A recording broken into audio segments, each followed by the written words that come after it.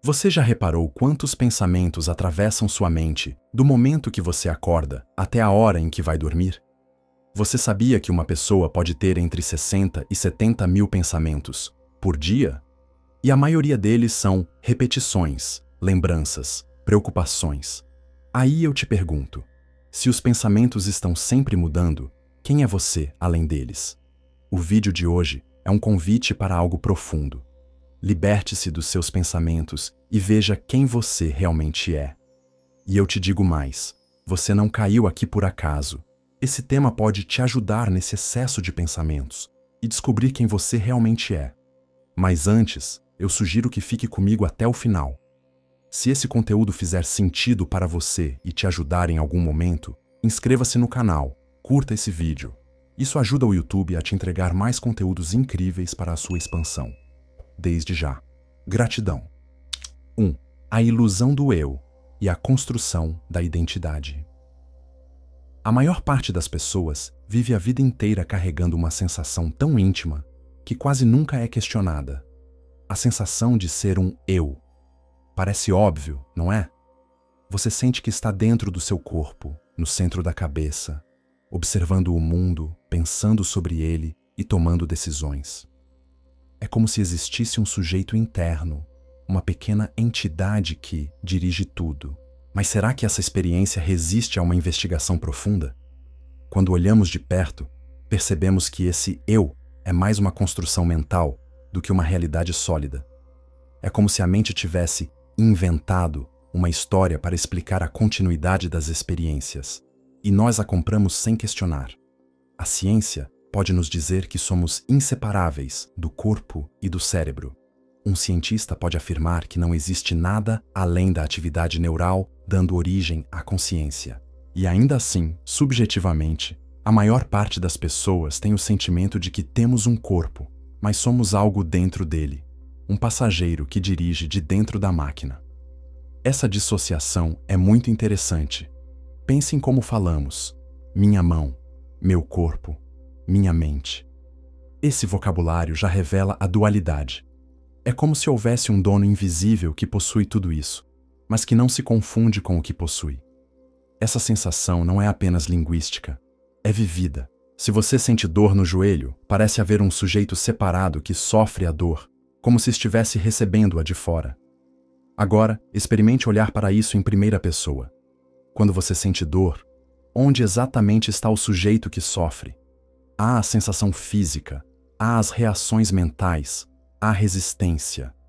Mas onde está o eu que vive tudo isso?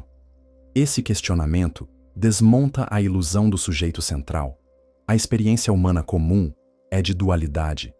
Eu, de um lado, e o mundo, de outro.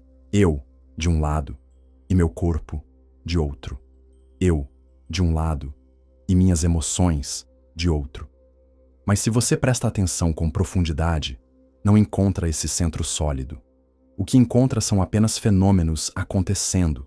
Muitos acreditam que o eu está no cérebro, dentro da cachola. Essa é uma crença intuitiva. Se fosse possível transplantar seu cérebro para outro corpo, você se sentiria indo junto com o cérebro, e não permanecendo no corpo original. Ninguém jamais percebe o próprio cérebro. O que temos é consciência e seu conteúdo, pensamentos, percepções, sensações. Não existe evidência fenomenológica de que o cérebro está ali, muito menos de que há um sujeito dentro dele. E aqui entramos em uma sutileza: diferenciar o que sabemos intelectualmente do que realmente sentimos momento a momento. Intelectualmente, você pode afirmar: eu sou meu corpo, eu sou meu cérebro. Mas, na prática, a sensação é de ser um observador atrás dos olhos, olhando para fora. Esse sentimento de dualidade é a base de como nos movemos no mundo. Essa ilusão é o fundamento de muito sofrimento psicológico. Quando acreditamos ser um sujeito fixo, separado, nos sentimos constantemente ameaçados. Se existe um eu interno, tudo o que acontece parece que acontece comigo. A dor não é só dor, é minha dor. A perda não é só perda, é eu perdendo algo. O fracasso não é apenas um evento, é eu fracassando.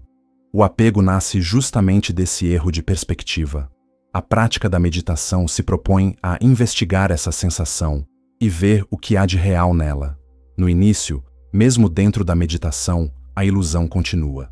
Você acredita ser o meditador que tenta focar na respiração. Quando se distrai, pensa, eu me distraí. Quando volta, pensa, eu voltei. Ou seja, a própria prática ainda mantém a narrativa de um sujeito que controla a atenção. Mas quanto mais se investiga, mais esse centro se dissolve. E então surge a percepção direta. Não existe um observador separado da experiência. Não há alguém dentro da cabeça que observa pensamentos e sensações. Há apenas pensamentos e sensações surgindo e desaparecendo. O que chamamos de eu não passa de mais um desses pensamentos. Isso não significa que deixamos de usar a palavra eu no dia a dia. Você continuará dizendo eu vou ao mercado ou eu quero café, mas no fundo, pode reconhecer que isso é apenas uma convenção linguística. O risco é quando tomamos a palavra como algo real, acreditando que existe mesmo uma entidade sólida por trás dela. Esse insight é profundamente libertador. Ao perceber que o eu é apenas um rótulo em cima de um fluxo contínuo de experiências, boa parte da pressão psicológica se dissolve. As coisas continuam acontecendo, mas deixam de acontecer a mim de forma tão pessoal. Então, se o eu é uma ilusão, o que sobra? O que permanece quando esse centro fixo desaparece? A resposta é: sobra a própria consciência, ilimitada, sem centro, apenas registrando o que surge. A vida continua acontecendo, mas sem o peso de um sujeito separado, carregando tudo nos ombros. 2. Pensamento como sonho acordado. Se você parar por alguns instantes para observar a própria mente, perceberá algo fascinante.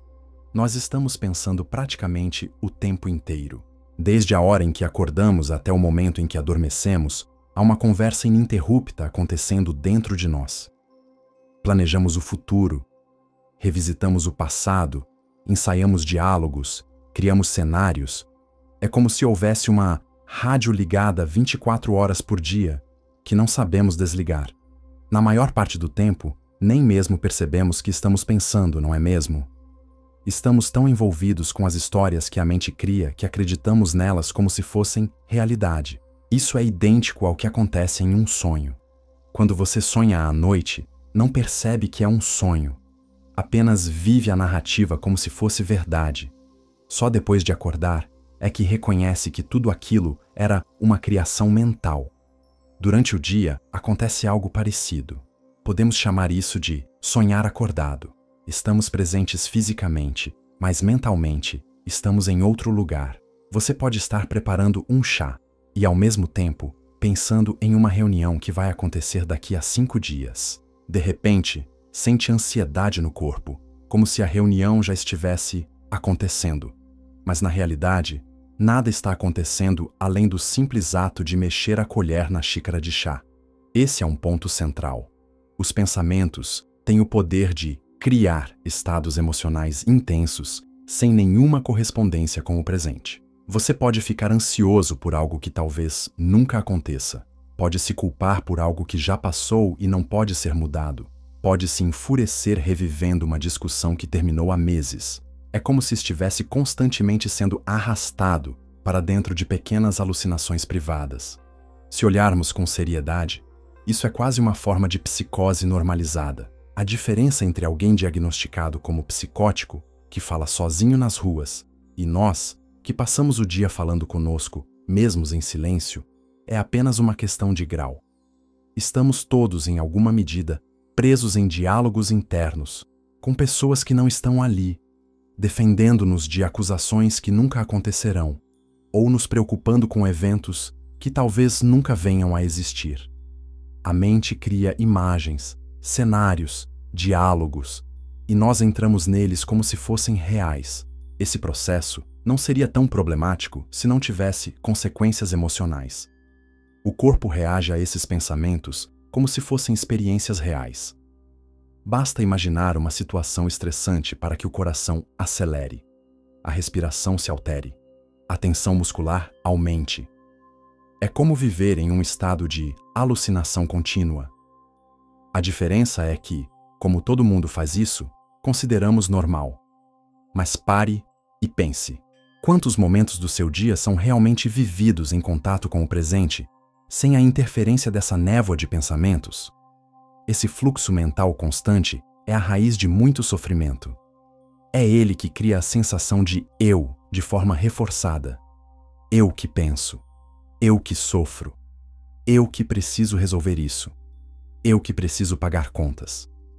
O pensamento mantém viva a ilusão de um sujeito fixo por trás da experiência. Olha só para a gente fazer uma comparação. Quando estamos sonhando à noite, não sabemos que estamos sonhando. Mas existe um fenômeno raro chamado sonho lúcido, em que percebemos, ainda dentro do sonho, que aquilo não é real. A consciência desperta no meio da ilusão. Algo parecido pode acontecer durante o dia. É quando percebemos, em plena atividade, que estávamos perdidos em pensamentos. Esse momento de lucidez é como acordar dentro do sonho acordado. O problema é que, na maior parte do tempo, não temos essa lucidez. O pensamento nos domina sem que percebamos. Ele entra sorrateiro, nos captura e, quando vemos, já estamos imersos em narrativas mentais. A consciência se reduz ao filme que está sendo projetado na mente e perdemos contato com a realidade imediata. Esse mecanismo explica por que tantas vezes a vida parece pesada. Não é o presente que nos sufoca, mas as histórias mentais que carregamos sobre o passado e o futuro. De fato, grande parte do sofrimento humano não é causado por eventos reais, mas por eventos imaginados. Veja só. Alguém pode passar uma tarde inteira angustiado por uma apresentação de trabalho que ainda vai acontecer. Naquele momento, a realidade é tranquila. O corpo está sentado em uma cadeira. O ambiente é silencioso, talvez até confortável. Mas a mente, olha só, a mente está longe, em outro lugar, em um palco imaginário, criando falas, antecipando críticas, ensaiando medos. O corpo responde como se fosse real, e aí nasce a ansiedade. É como estar preso em uma sucessão de pequenos delírios. Só que, diferente do sonho noturno, raramente acordamos. A prática de observar os pensamentos como pensamentos é o primeiro passo para sair desse ciclo. Quando você nota, isto é apenas um pensamento surgindo, a identificação se desfaz um pouco. Você percebe que não precisa se perder na narrativa. O pensamento perde a força de realidade. Essa é a grande virada. Perceber que o pensamento é apenas mais um evento na consciência, assim como um som ou uma sensação no corpo. Ele aparece e desaparece por conta própria. Não precisa ser seguido, nem combatido. Mas enquanto essa lucidez não surge, vivemos como sonâmbulos. A mente sonha, e nós acreditamos. Sonhamos sobre nós mesmos, sobre os outros, sobre o futuro, sobre o passado. O resultado é um acúmulo de ansiedade, medo e frustração. Anote isso. Você não precisa ter opinião sobre tudo. Vou repetir. Você não precisa ter opinião sobre tudo. Com certeza essa frase pode te ajudar em algum momento. 3. Meditação, atenção plena e a quebra do feitiço. Se o pensamento contínuo é como um sonho acordado, a meditação é a prática que nos permite acordar desse transe. Mas é importante compreender o que significa meditar, porque existe um grande mal-entendido sobre isso. Muitas pessoas acreditam que meditar é parar de pensar. Outras acreditam que é uma forma de relaxamento, quase como tirar uma soneca consciente. Mas, na essência, a meditação não tem nada a ver com lutar contra os pensamentos, nem com se desligar do mundo. Meditar é simplesmente observar. É reconhecer, momento a momento, o que surge na consciência, sem se identificar com isso. É perceber um pensamento como pensamento, uma emoção como emoção, uma sensação como sensação. Parece simples, mas essa simples mudança de postura tem o poder de desmontar a ilusão de que existe um eu no controle de tudo. Um ponto fundamental é que a própria experiência já contém intervalos naturais de silêncio entre os pensamentos. Eles estão acontecendo o tempo todo, mas não notamos. A meditação nos treina a perceber esses intervalos e a reconhecer que a mente não precisa estar continuamente ocupada. É como se abríssemos pequenas janelas de clareza em meio ao ruído. Imagine que você está sentado observando a respiração. Surge um pensamento. Estou entediado. Normalmente, você seria capturado por esse pensamento e seguiria a narrativa. Isso não está funcionando. Talvez eu esteja fazendo errado. A mente iria se enredar e o tédio se transformaria em frustração. Mas, ao meditar, você aprende a ver esse pensamento apenas como um evento mental. Um pensamento de tédio surgiu. E nesse instante, já não está preso a ele. Esse processo, repetidas vezes, vai quebrando o feitiço da identificação. O que antes era um fluxo incontrolável de pensamentos começa a se mostrar como aparições momentâneas. Você percebe que os pensamentos não têm substância, que não precisam ser seguidos, que simplesmente surgem e desaparecem como nuvens no céu. Mas a meditação vai além do silêncio entre pensamentos. Ela revela algo ainda mais profundo, a ausência de um centro fixo na experiência. Muitas vezes, mesmo em práticas espirituais, mantemos a sensação de que existe um observador separado. Dizemos, eu estou meditando, eu estou prestando atenção na respiração. Mas se olharmos com cuidado, esse observador também é apenas mais uma sensação, mais uma ideia. Não existe uma entidade separada que observa. Existe apenas consciência e seus conteúdos. E isso se conecta a algo que experimentamos, mesmo sem perceber, em vários momentos da vida. Pense na sensação de estar completamente envolvido em um filme no cinema. Você esquece que está sentado em uma cadeira, que tem mais pessoas ao seu lado, esquece até do próprio corpo e mergulha totalmente na história. Durante 2 horas, o eu se esfarela. O mesmo acontece em atividades esportivas, artísticas ou criativas, quando entramos no chamado estado de flow. Um músico, tocando em total imersão, não está pensando em si mesmo, está simplesmente sendo a música. A prática mais marcante foi a de Siddhartha Gautama, o príncipe iluminado, que o levou à iluminação, transformando-o no Buda. Essa prática foi a da atenção plena à respiração Anapanasati. Sentado sob a árvore Bodhi, ele observava a entrada e saída da respiração, reconhecendo cada sensação corporal e cada pensamento que surgia. Essa observação contínua revelou que todos os fenômenos são impermanentes e que não havia um eu fixo controlando a experiência. Esses momentos de dissolução do eu são extremamente prazerosos, e não é coincidência. O prazer vem justamente da ausência do fardo de carregar uma identidade fixa. O problema é que, no cinema, no esporte ou na arte, essa dissolução é temporária e depende de condições externas. A meditação, ao contrário, oferece uma forma de acessar essa liberdade a qualquer momento, em qualquer situação. Outra confusão comum é acreditar que a meditação serve apenas para momentos tranquilos, quando nada acontece. Mas, na verdade, ela é mais necessária justamente quando a mente está agitada. Quando surge ansiedade, raiva ou medo, a tendência é se perder em pensamentos. A meditação nos dá uma alternativa: olhar para essas emoções diretamente, sem fugir e sem nos identificar. Essa prática, repetida diariamente, funciona como um treino. Assim como alguém que levanta pesos fortalece os músculos, quem medita fortalece a capacidade de não se deixar arrastar pelos pensamentos. Com o tempo, isso se transfere para a vida cotidiana. A meditação não promete eliminar os pensamentos, nem transformar a vida em uma sequência de estados felizes. O que ela oferece é a liberdade de não ser escravizado por cada pensamento e emoção que aparece. É como se a mente fosse um palco onde pensamentos entram e saem como atores. Antes, acreditávamos ser um dos atores, presos à peça. Agora, percebemos que somos o palco. amplo o suficiente para acolher qualquer cena sem se confundir com ela. E talvez a maior revelação seja esta: a consciência, em si mesma, já é livre. Não precisa ser consertada, nem melhorada. É sempre aberta, clara, sem centro. O único problema é que esquecemos disso, porque passamos o tempo todo identificados com pensamentos.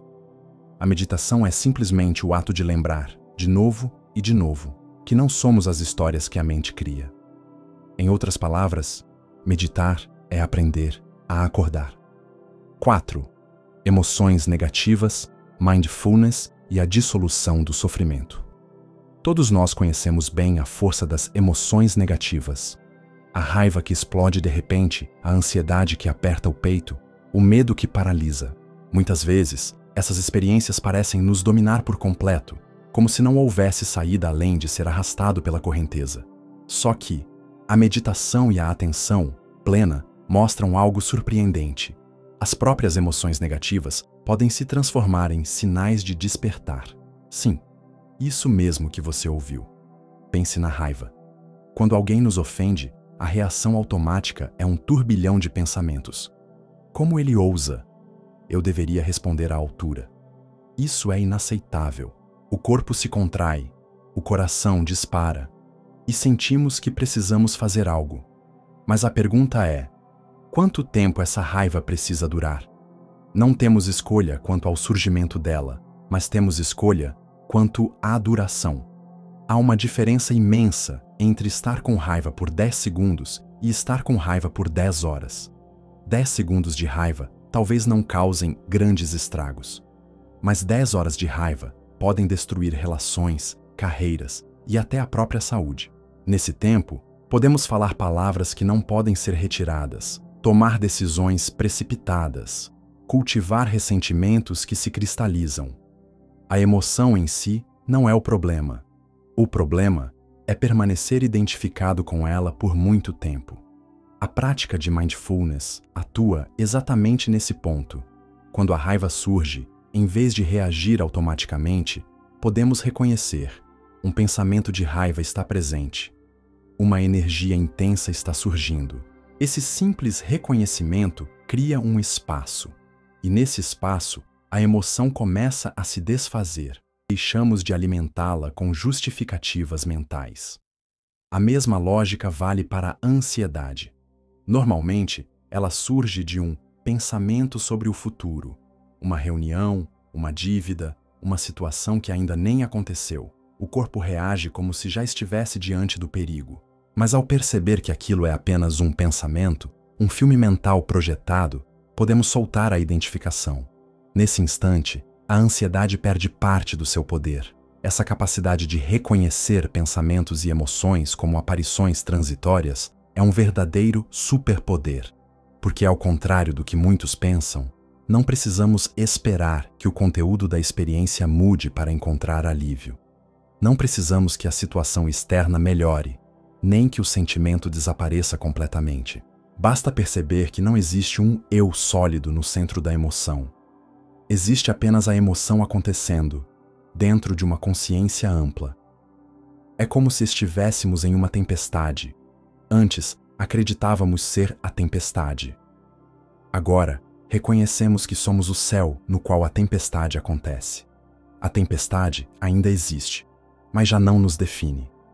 O mais interessante é que, com a prática, as emoções negativas passam a funcionar como alarmes de mindfulness. A raiva aparece e você lembra: aqui está uma oportunidade de observar. O medo surge e você pensa: aqui está um momento de clareza. O que antes era motivo de aprisionamento passa a ser uma chance de libertação. Thich Nhat Hanh costumava dizer: a raiva é como uma criança chorando. Ela não precisa ser espancada nem ignorada. Precisa ser reconhecida e acolhida com atenção. Essa imagem mostra que até os sentimentos mais intensos podem ser tratados com compaixão e consciência. Cada vez que reconhecemos um pensamento de raiva, cada vez que sentimos ansiedade e não nos deixamos levar por ela, já estamos dissolvendo um pouco do feitiço. Outro ponto importante é perceber que emoções negativas carregam informação. O medo pode nos alertar para um perigo real. A raiva pode sinalizar uma injustiça. O problema não é senti-las, mas se perder nelas. A sabedoria está em usar a informação que elas trazem, sem se aprisionar no estado emocional. Essa prática transforma a relação com a vida. Situações difíceis deixam de ser vistas como inimigas e passam a ser oportunidades. Um conflito no trabalho, uma crítica inesperada, uma perda dolorosa, uma briga com o marido, tudo isso pode se tornar combustível para o despertar, se soubermos observar. E aqui está uma reflexão central. Se a raiva, o medo e a ansiedade são transitórios, se eles surgem e desaparecem por si mesmos, por que insistimos em nos agarrar a eles como se fossem parte da nossa identidade? O simples ato de reconhecer a impermanência já abre espaço para a liberdade. A atenção plena nos mostra que não há ninguém realmente preso dentro da emoção. Não existe um eu raivoso ou eu ansioso. Há apenas raiva e ansiedade surgindo na consciência, como ondas no oceano. E assim como ondas, elas vêm e vão. O oceano permanece. Olhe para as suas experiências mais intensas. Pense em uma alegria que já viveu. Talvez uma viagem marcante, o nascimento de um filho, um encontro amoroso. Naquele momento, parecia impossível que a intensidade fosse desaparecer. E, no entanto, ela se dissolveu. Passou. Hoje, resta apenas a memória. O mesmo vale para experiências dolorosas. Aquela perda que parecia insuportável, aquele luto que parecia interminável, aquele fracasso que parecia definidor. Tudo mudou. Tudo passou. A impermanência é o traço mais óbvio da existência, mas também o mais difícil de aceitar. Parte do nosso sofrimento vem justamente da recusa em reconhecer isso. Queremos que o prazer dure para sempre e nos decepcionamos quando ele acaba. Queremos que a dor vá embora imediatamente e sofremos ainda mais quando ela persiste. Essa resistência ao fluxo da vida é o que gera a maior parte do nosso mal-estar. Quando aceitamos a impermanência, um alívio profundo surge. Não precisamos mais lutar contra o fluxo. Podemos viver plenamente o que está presente, sabendo que vai mudar. Podemos valorizar um momento de alegria sem exigir que dure para sempre. Podemos atravessar um momento de dor sem acreditar que ele será eterno. A impermanência, em vez de inimiga, torna-se a chave da liberdade. Olhe uma criança que constrói um castelo de areia na praia. Ela coloca dedicação, criatividade, alegria, mas, ao mesmo tempo, sabe que a maré vai levar tudo embora. Mesmo assim, constrói. Esse é o espírito da vida diante da impermanência. Podemos nos engajar plenamente, amar, criar, trabalhar, mas sem nos apegar à ilusão de que nada mudará. Essa percepção é só mais uma porta para algo maior. Ver que, mesmo em meio à mudança constante, existe uma consciência aberta, presente, que não depende de nenhum pensamento ou estado. É aí que começamos a perceber quem realmente somos.